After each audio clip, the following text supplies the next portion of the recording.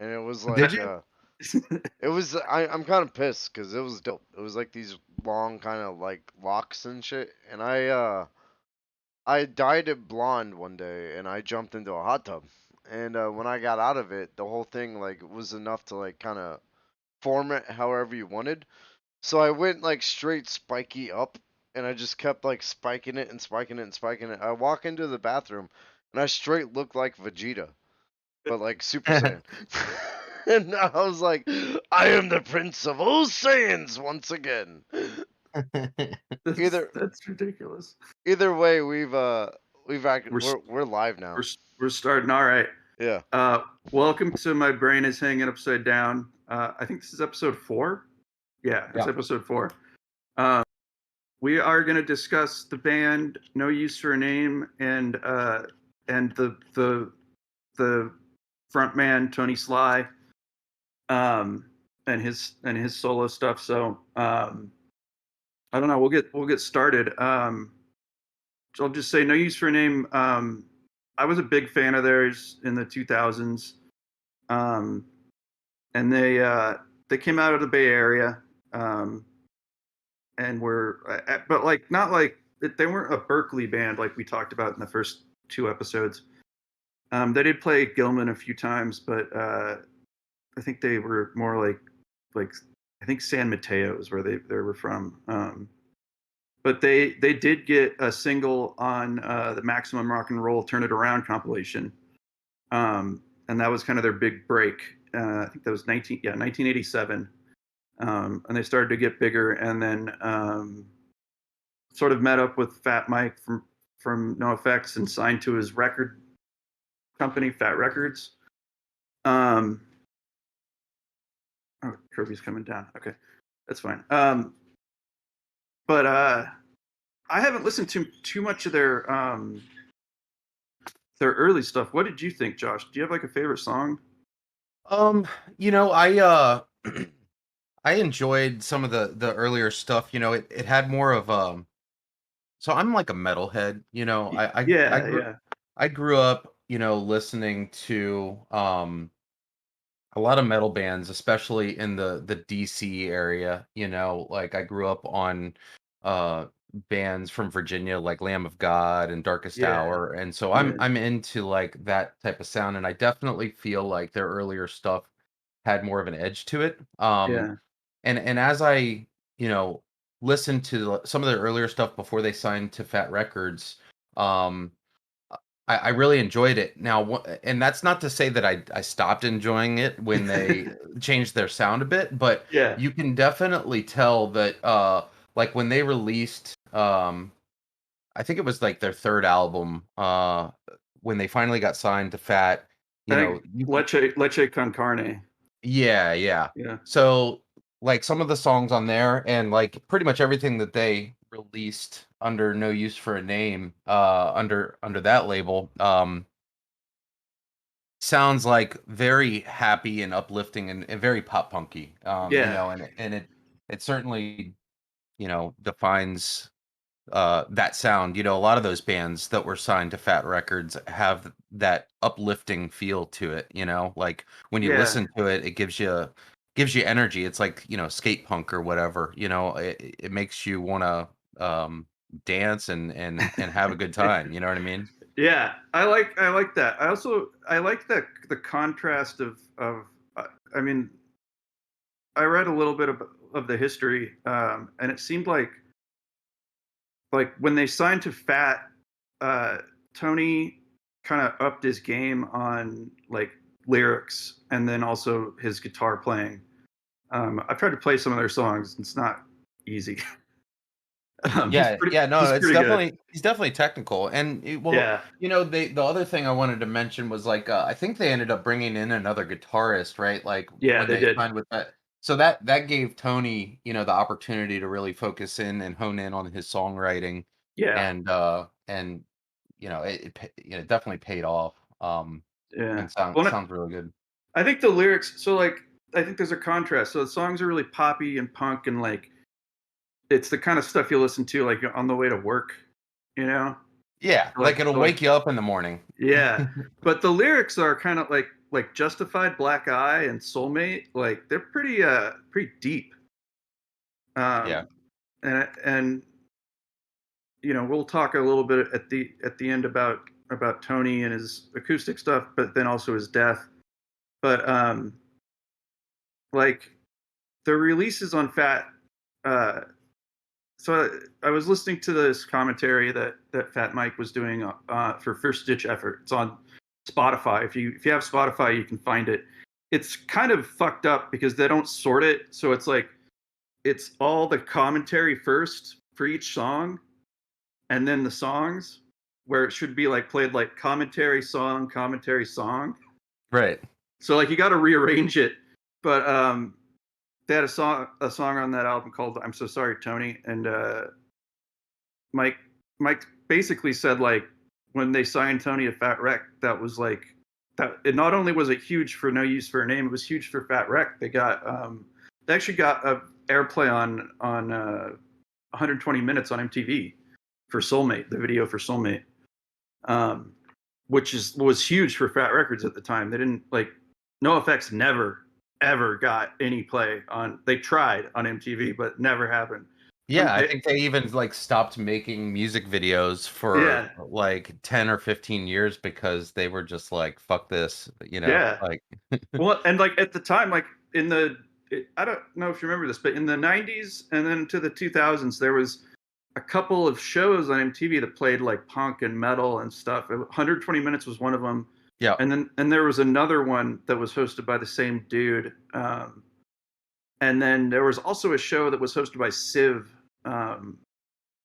who was in I think he was in Gorilla Biscuits.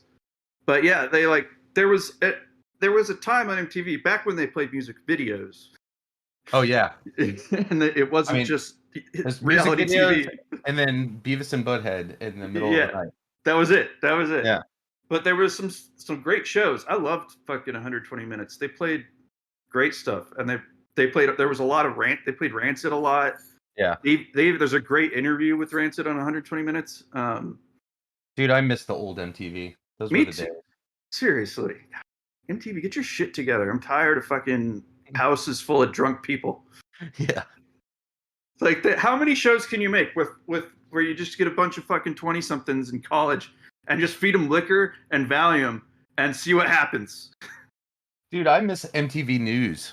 Yeah, right. With Kurt Loder, you know, Kurt Loder and the inside scoop on what's going on in the music world. You know, he also was a libertarian, like to the bone, and he did like politics on TV. Yeah. Anyways, we'll get back to the band we're talking about, but this is like old man. This is like welcome to your old uncle corner, and we'll talk about when MTV was good. Back before they had they don't even do The Real World was like the first thing, and then now it's all like it's all that. Yeah, it's all that. And it's all played like Teen Mom is like on like after school. It's like perfect for kids to watch. Yeah. I'd much rather have my kids watch music videos. I know.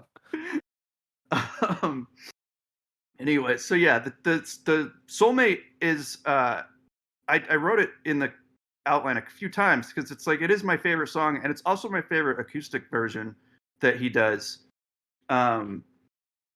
It's just like I don't know. Again, the lyrics. I'll go back. I'm gonna keep going back to the song. I'm So Sorry, Tony, because like Mike fucking nailed it. Like he says, Tony wrote lyrics that punched you right in the eye, and that's like if you listen to his acoustic stuff and you can actually hear the lyrics, like they really are like fucking deep, and they're sad. Yo, Max. Yes, sir. A1 Legend says that's always a great. MTV Cribs and Room Raiders all day. Remember when Pauly Shore was on MTV? Yeah. Look at the chat. I'm sorry. Yes, I do remember when Pauly Shore was on MTV.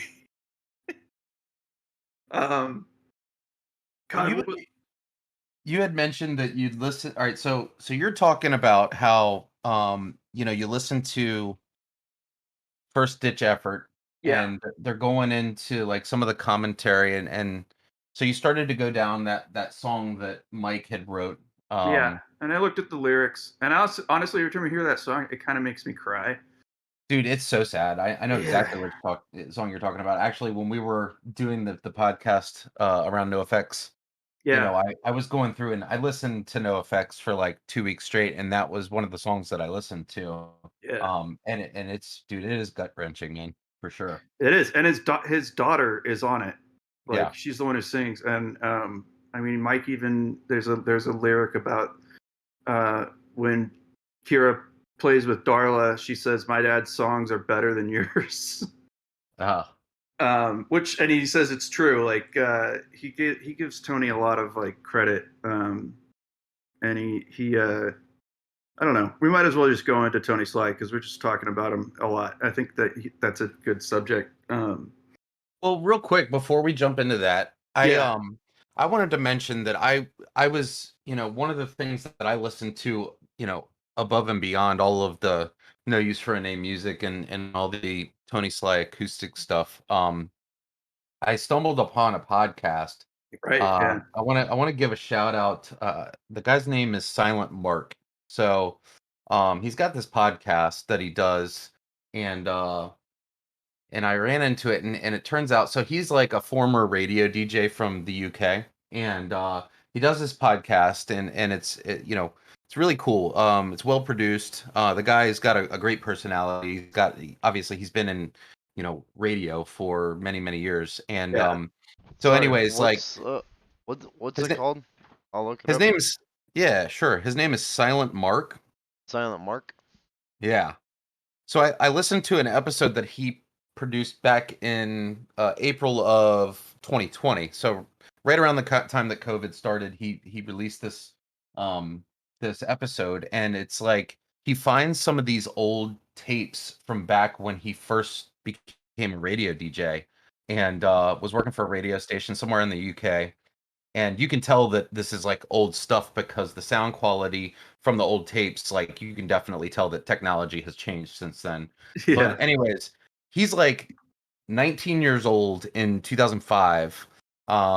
And he's out in the UK, and No Use for a Name had just wrapped up doing the Warp Tour in the US, and they're out in the UK touring, and Silent Mark just happens to be get an interview with Tony Sly after Nice. one of their shows. I think it was like Manchester or something like that. But um, a Yep. couple of things that I wanted to touch on. First of all, like it was a really awesome interview. It's the I have reason to I listen to liked it. it is because yeah, like the questions that, like, you can just tell that Silent Mark and Tony Sly, Tony Sly is kind of like, seems like one of those dudes that just is a super nice dude, right? Like, so Nobody had a bad word to say about him. That's the other thing that I read is everyone fucking loved him, like around the yeah. world.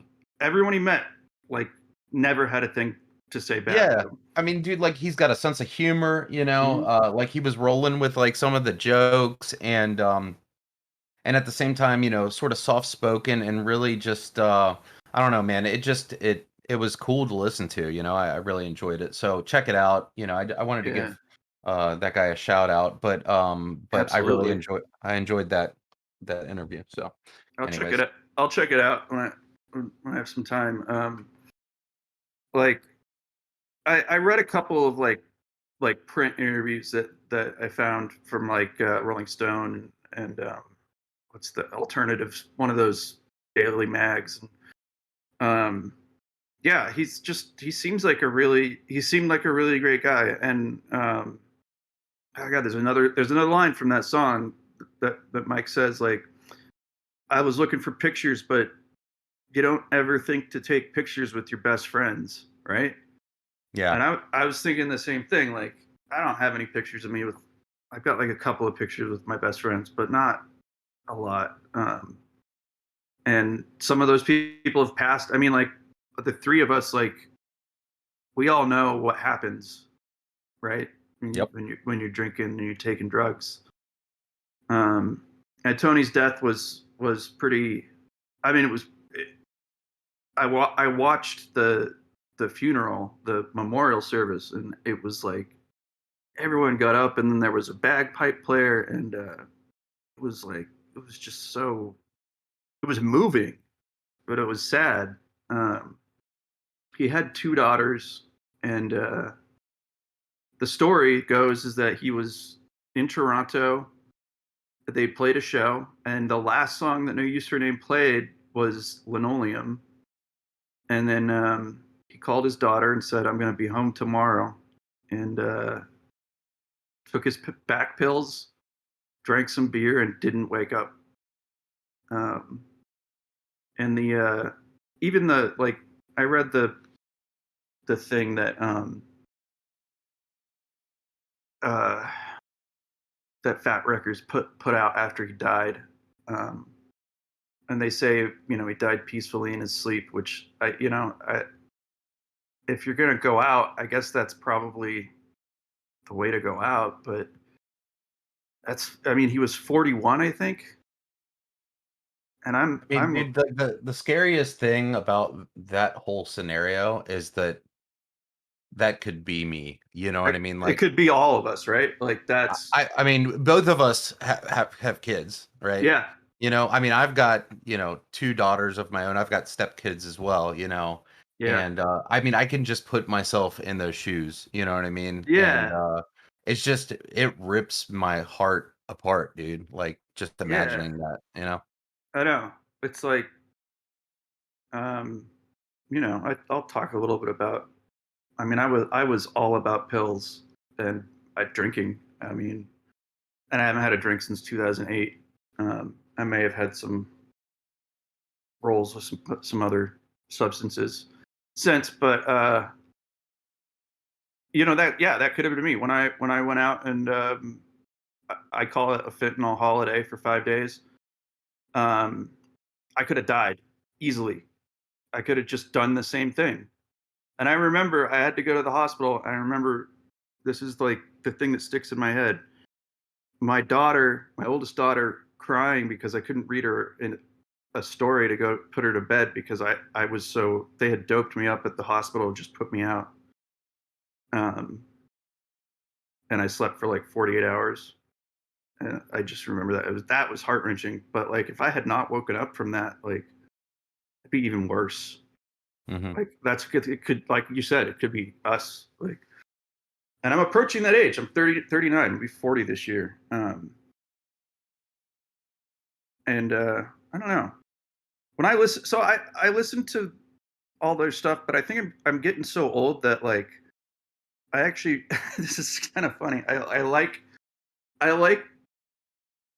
frontmen from my old bands that I like Rancid and NoFX and No Use for a Name and Joey Cape from Lagwagon doing acoustics versions of their old songs. Yeah, dude. Hey, hold up.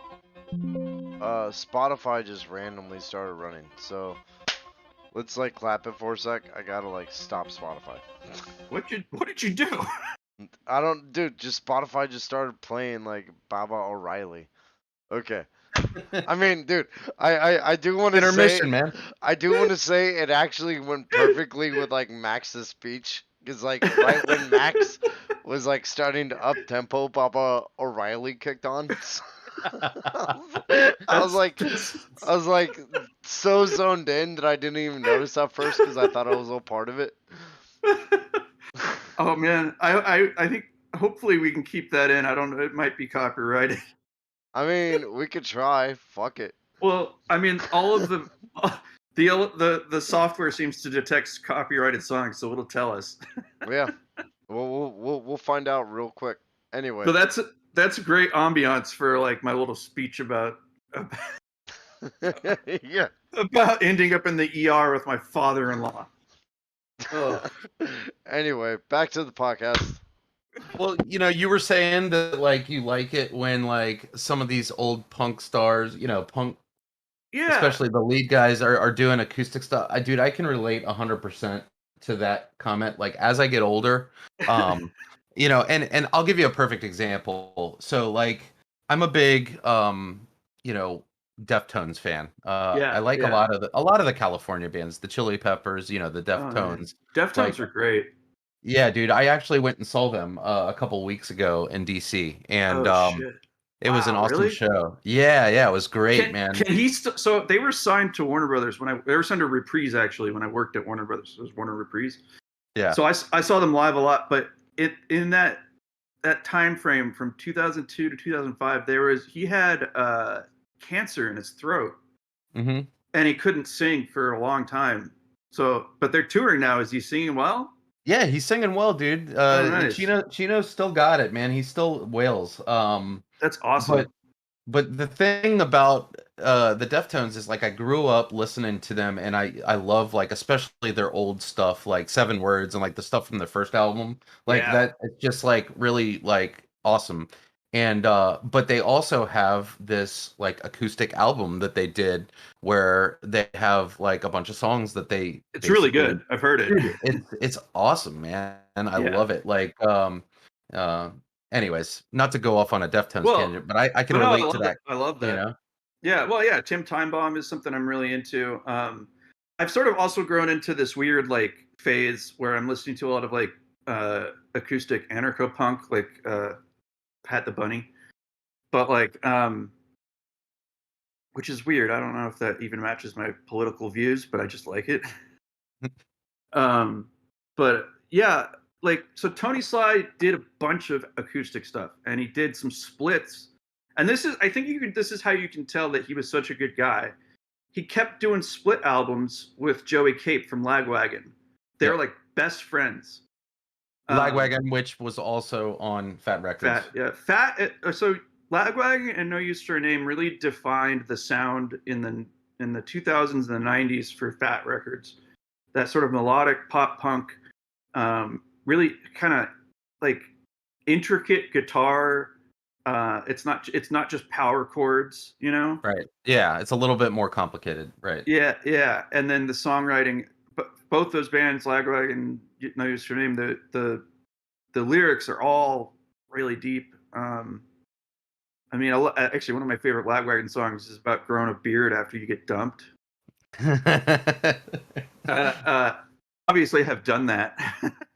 Yeah, I did it too, and then I never got rid of it. Yeah, that's exactly what happened to me. But now when I shave, I look like a fat 16-year-old kid. Yeah, I haven't had this is so like I said when at the beginning of the show we were talking about how when I was a teenager I grew a beard and I had these dreadlocks, these long dreadlocks. And my friends would call me like Red Beard or Red Locks. They just fuck with me. I don't know. I still love the ridiculousness of a white guy with dreads. But it's apparently a political thing now. You can't really do it. I kind of love the idea of looking like an idiot. I don't know why. It's because it's punk rock, dude. You don't care. That's right. Exactly. You wear what you want. You look like what you want. Eric Melvin has had dreadlocks for fucking 30 years. And Yeah, they've been long, they've been natty. I had this one fucking natty dread that was like that, man. I think all the like dudes from I think all the dudes from Korn still have dreads, right? Oh yeah, they probably do. Yeah. Oh god, that was a bad. I gotta say I hate new metal, but which apparently it's coming back, which makes me sick. Yeah. Is it? Yeah, I haven't heard any good new metal. Well, so our roommate Simon is. I didn't realize this, but he's a lot younger than me, and he's younger than Kirby. So he's like, he's all over TikTok and shit, and he played some like German new metal for me. Was it was it Rammstein? No, it was it's a new band. It's like a new band. Okay. Yeah, but it was so weird. They're like, I won't even go into it because it's too much. Maybe we'll do an episode on new metal someday, and there are some good bands. Like Korn was decent. I don't want to call the Deftones new metal because they didn't have a fucking DJ, yeah, or a rapper, right? They were just kind of straight up. They made whatever. But I'll bring it back to the band we're talking about. We keep going off on tangents. Hey man, that's the beauty of our podcast. We do tangents, dude. Yeah, I love it. I think this is the way we do it Yeah. from now on. But yeah, so yeah, it's the album. There's 2 albums. There's like that he did with Joey Cape. There's Acoustic Volume 1 and 2, and then like Tony Cape and Tony Slay like best friends, something like that. And they both it's interesting because they're playing. It's not just a straight up. It's not just like an acoustic album where God, I'm still talking about Biodome in the fucking chat. Anyways,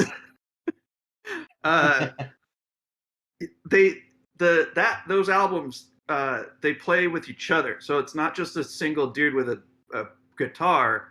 It's like Tony's on the guitar and Joey's on the piano for some songs, and they're fucking. I just fucking love them. God, I'm still talking about Biodome. I said something in the chat about damn it, Kirby, about seeing Biodome on acid. And it was, I gotta say, it was one of the best movies I've ever seen. It was hilarious. I mean, I didn't do like a lot of. I always say this. Like when I did acid, it was the only drug that I was like, I'll just do a little bit. I never did like a lot, as I liked a little acid. Fear and Loathing in Las Vegas on acid was a Oh great god. watch. Oh yeah, that's fucking nuts. I watched that. Now I can't unsee that. Like when I try to watch that film. Alice in normal now, Wonderland was always my favorite. Oh god. Yeah. Well, I know the scene where they're driving to Vegas and he's like, "There's bats." I can't. If I watch that, I'm gonna see bats. Like I still have like acid flashbacks. If I go like this, I see tracers. Yeah. Anyways, I don't even know what to say. The band No Use for Name is awesome. I think we kind of like have like just gone like way over on this one. Kirby, how much time we got? Dude, you got plenty of time. Okay, cool. I'm just gonna go back to the NoFX song. I'm so sorry, Tony. So in the commentary, Mike says that the song was originally titled "I'm Sorry, Tony," and I added that "I'm so sorry, Tony," because at the time that Mike wrote it, he was coming off of roxycodones, and he was trying to get sober. And he just felt so bad. He felt almost responsible for Tony's death because he felt like he wasn't a good enough friend. And I totally get what he's saying when he says like he had a lot of friends die. Like, and we both read the NoFX book, right? Mm-hmm. Like there was a lot of death and jail and shit that went on in the LA punk scene. There was a lot of crime, like organized crime. And he said, like, he's trying to make this point that like he was so desensitized to people dying around him that when Tony died, it was such a like it was such a hit. Like all the walls came down and he just like exactly he just broke down. Yeah. And he stopped. I don't know if he's sober anymore, but like he definitely like scaled it back on the drugs and the booze. Mm-hmm. Because I've gone to a lot of shows like pre-COVID, right? When I moved out here, like I met friends like Josh and Kirby and our friend Joe and Boston.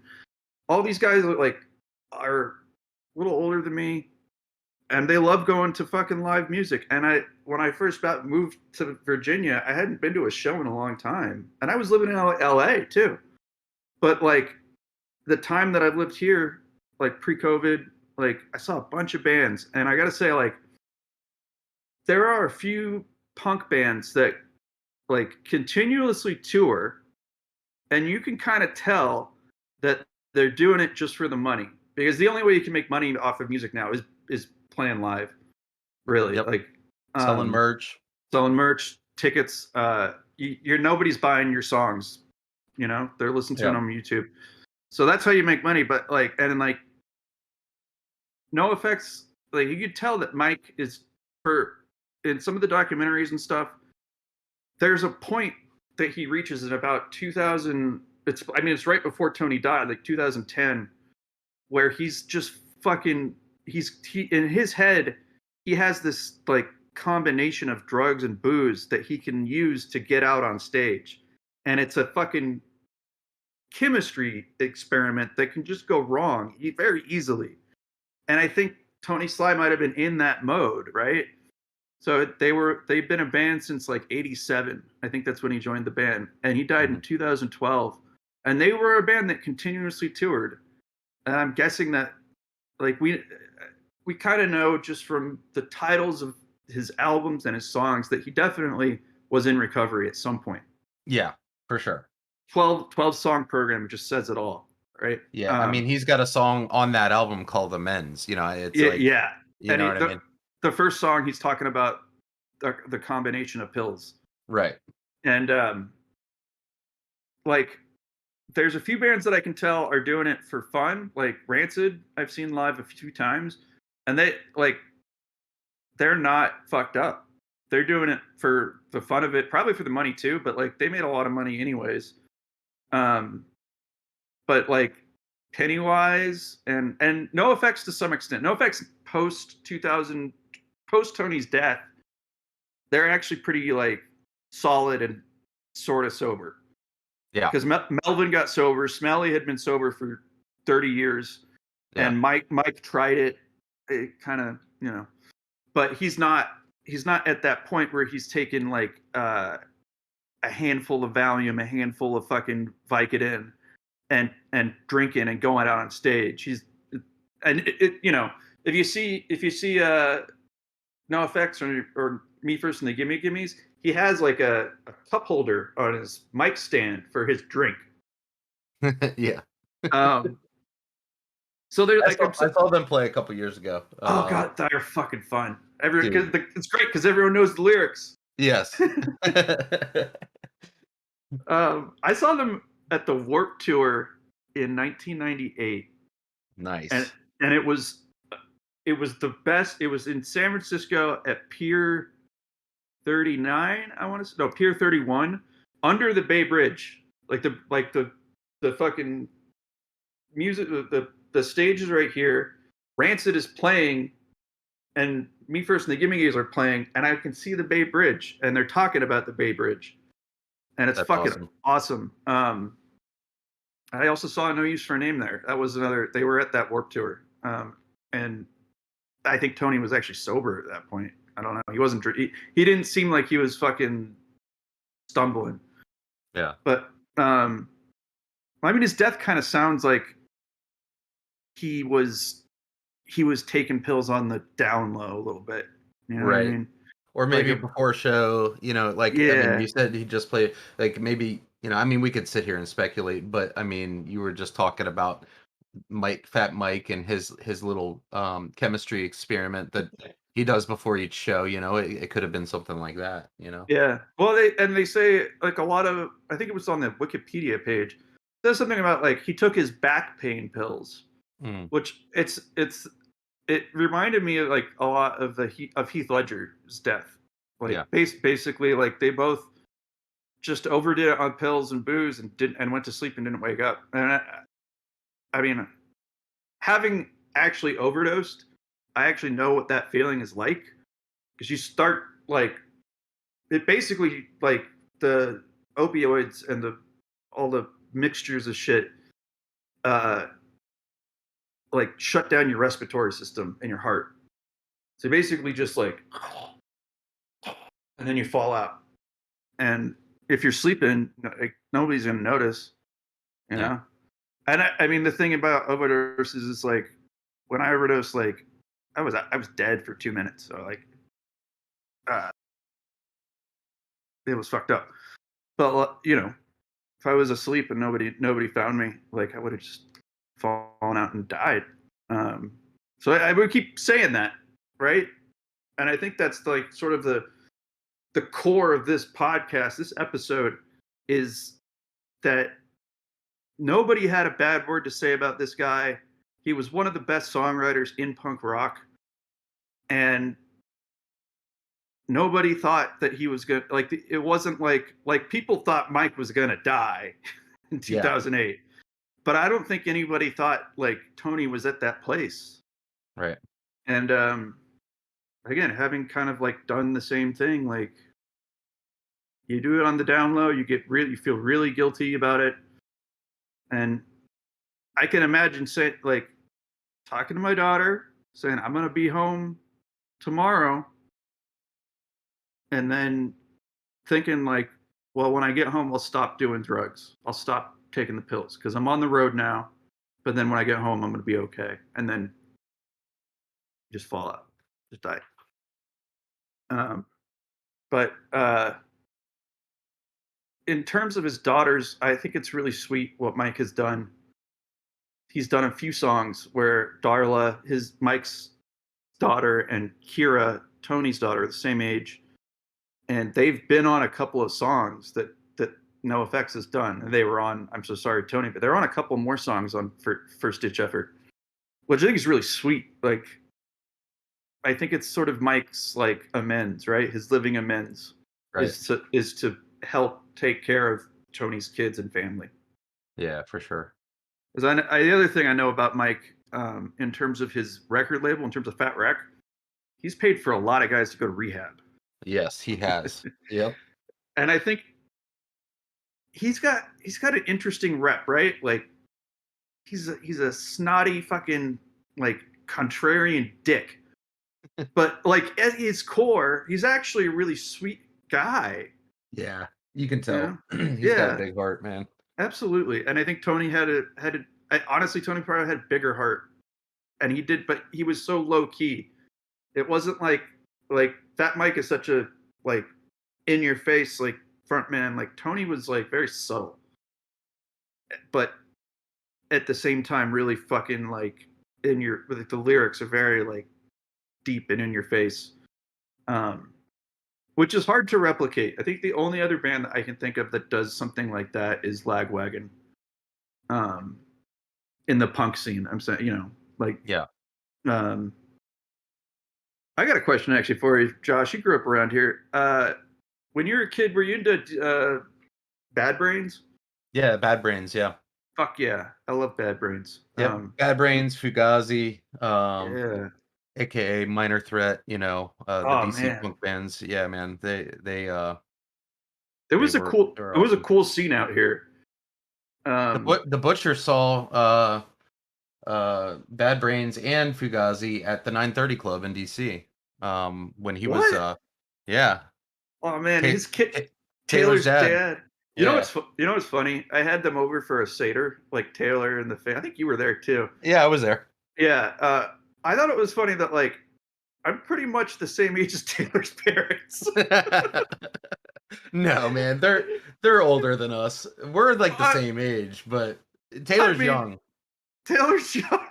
But they like grew up with my parents. My parents Yeah. were really young when I Okay. was born, though. My parents Okay. were like 19, 20 when I was born. So Well, Taylor's friends were like 17, 18.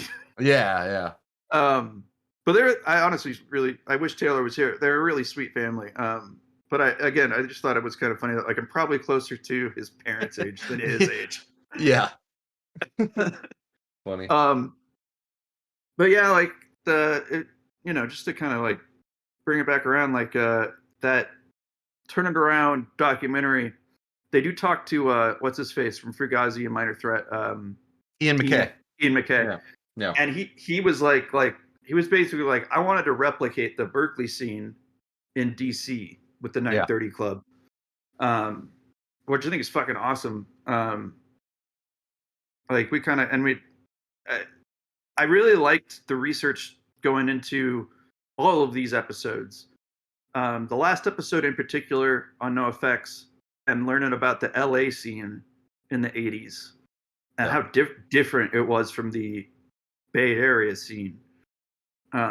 Just like, I mean, honestly, man, like the best part of doing this podcast for me is the research, because Yeah, It gives me an opportunity to like dive deep on all the music, like listen to all the music of whatever band we're talking about, and absolutely.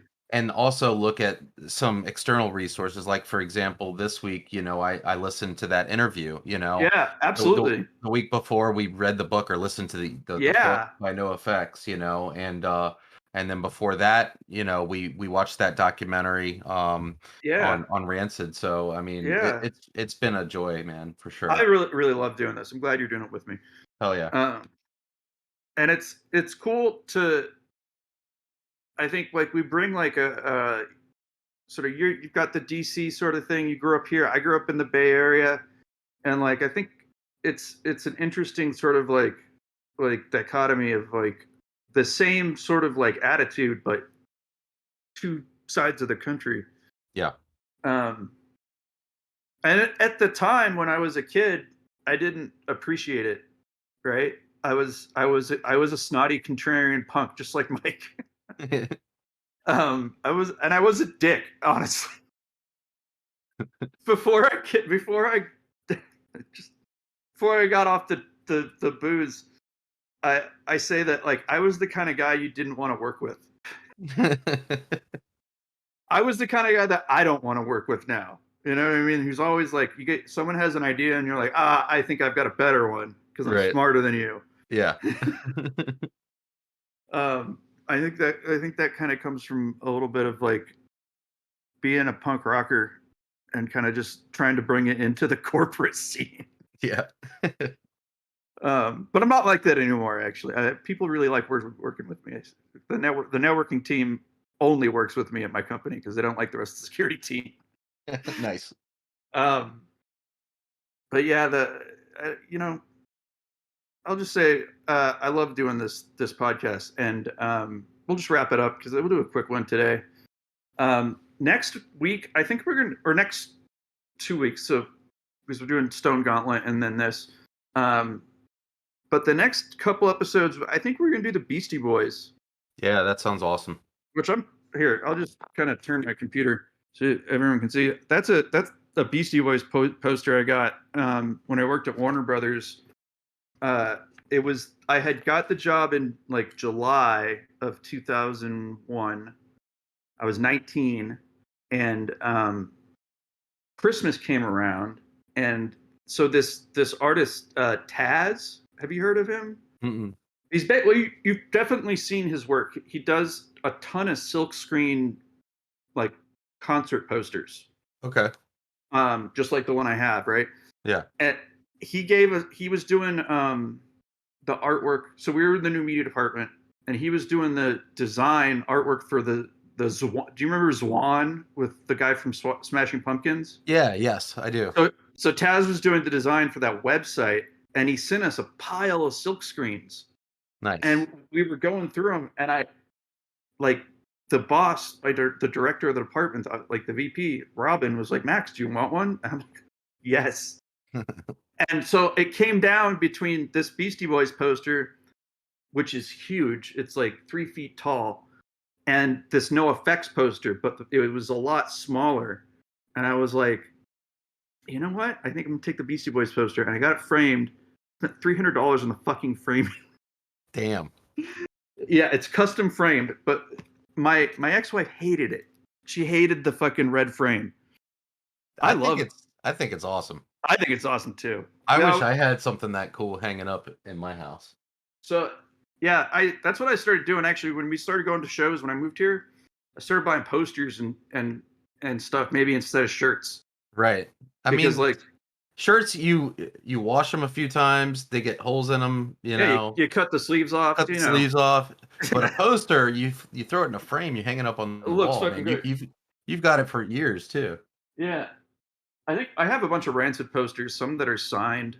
I think they're in my room and they're downstairs in the basement. We tried to use the basement for as a man cave, but it didn't work. It's actually the garage, not the basement. Right. So we're okay. So Beastie Boys in 2 weeks.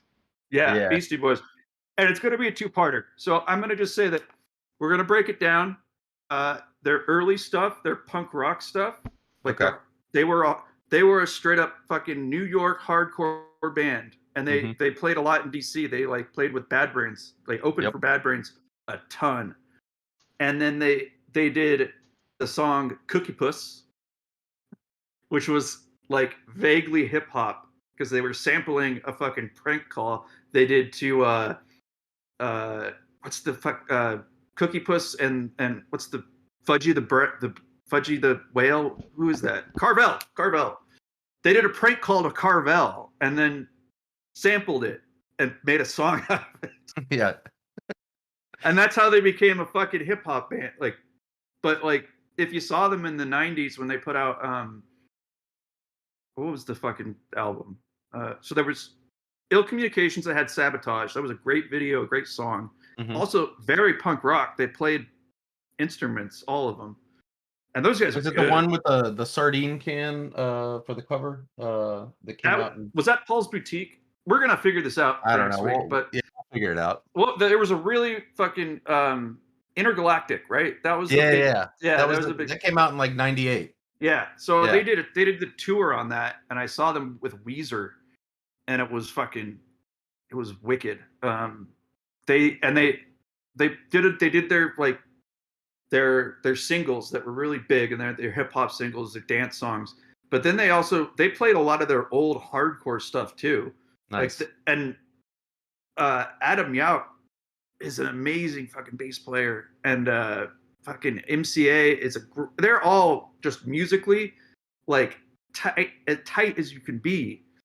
So we're gonna go into that, and we're also gonna talk about Adam Yauch's death from cancer, which is very sad. But like just being a Jewish like kid around the '90s and not having a lot of Jewish friends, and then these three Jewish kids from New York are playing just like this awesome sort of mix of like hip hop and hardcore, and I loved the Beastie Boys. Oh yeah. Me and my friend Cassidy would, and I think I've talked about him before, when we would also sing the Brews in class. But we would also we'd listen to the Beastie Boys whenever we got high. And we went and saw them. It was great. So we're gonna do that. We're gonna do that 2 weeks. Beastie Boys 2-parter. It's gonna be big. Don't give away the entire episode. I won't. Well, I can't even think about what order the fucking albums came out. So we're gonna do some research. But there's a documentary. Josh says there's a documentary on Apple. I'm gonna watch that. Yeah. I watched it about a year ago, but I'm gonna watch it again because it was awesome. Okay, cool. All right, so it's time for Crook Irish's shameless shout-outs.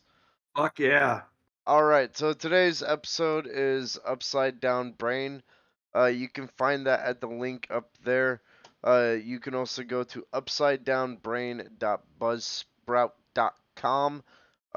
Go to that podcast site, hit that subscribe, that follow, that like, whatever the fuck it is, just hit it. We're on Apple. We're on Spotify. Give us some fucking stars or something. We're everywhere. Yeah. The next shout out to all my mods that helped me out this episode, and in all episodes. That's OGT Nasty. That is OGT NASTY.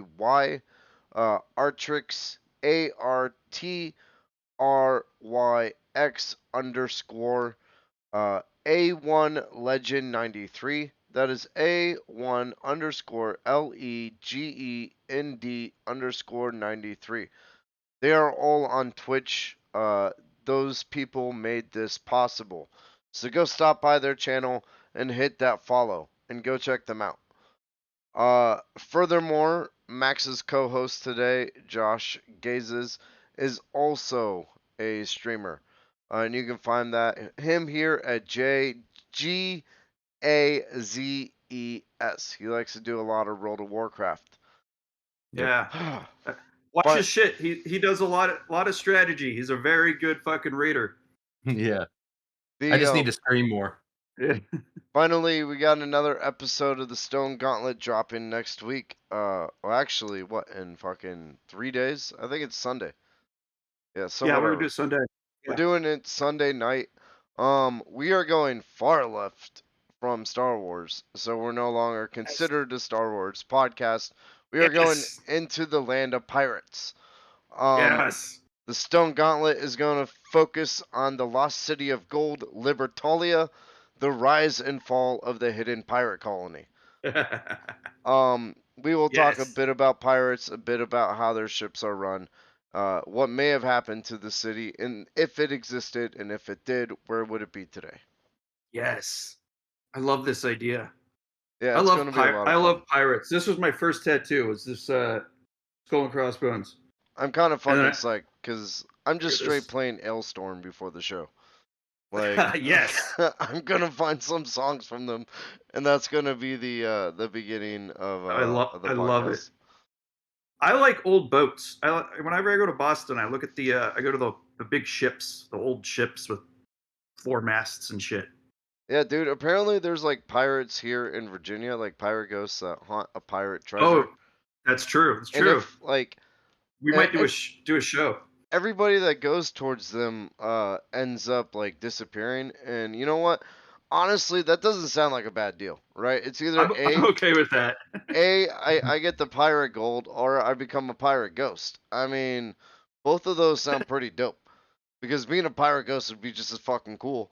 And if my friends ever came after the pirate gold or to save me, I'd be like, sorry, dude, I'm a pirate ghost now. Gotta Yeah, do what fuck you. pirate ghosts do. I would kill you guys. If I was a pirate ghost.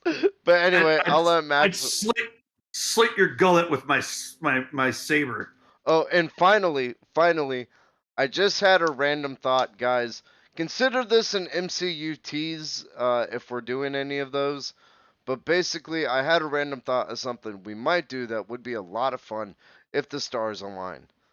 I Okay, will. what is it? Well, I'm not gonna announce it here because I think it would stir up Oh. too much shit. Oh, come on. You got to tell us. You can't just leave it Hey, like that. I'll give you guys a hint. Okay.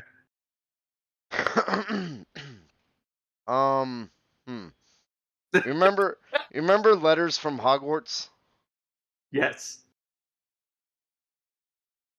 We have the No, The no, owl. no. I'm talking to a specific person. To a point Oh. where he got really angry.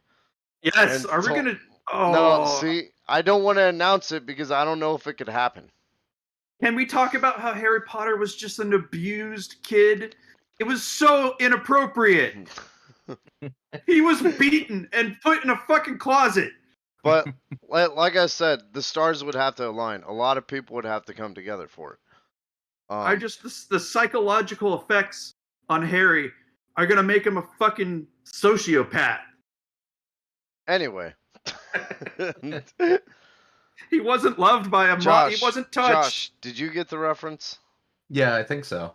Okay. Well, when this is over, we'll talk about it. Okay.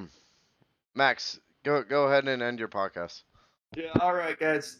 Thanks for listening. I'm gonna give a shout out. Just say go listen to Tony Sly and No Use for a Name, and the acoustic stuff, and listen to NoFX's first ditch effort with the commentary. It's really good. It's really deep. So yeah, I'll just end it. I'll say, what was my? Oh yeah, stay obsessed is my tagline. Stay obsessed, guys. What about you, Josh?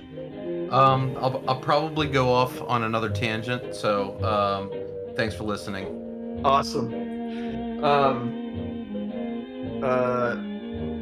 I think that's it. Yeah. Thanks, guys. Thanks for listening. Please fucking follow us. We need followers. Hit that like, hit that follow, hit that subscribe. And Tell if you everybody. hate us, give us 1 star and listen to every episode. And be If that you- guy. If you hate us, tell everybody how much you hate us. Maybe Yeah, they'll check us out. Yeah. So, We'll just say that this podcast cost me a relationship. yeah, we've already put blood and sweat into it, guys. All right. Yeah. Apparently, I talk too much. We